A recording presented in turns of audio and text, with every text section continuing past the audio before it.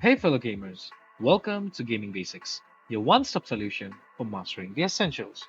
Let's dive in and level up together. In this video, I'm going to show you how to buy Jueyun Chili in Genshin Impact.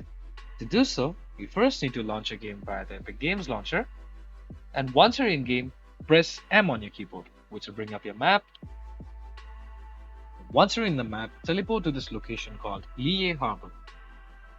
So once you've teleported, go to this restaurant called One Min Restaurant, like so, and then press F to interact.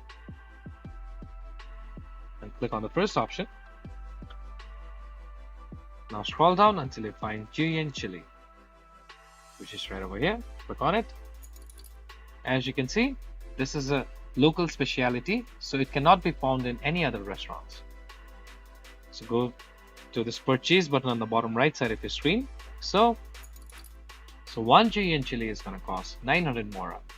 You can adjust the slider to adjust the quantity, like so. You can purchase up to 5 per day.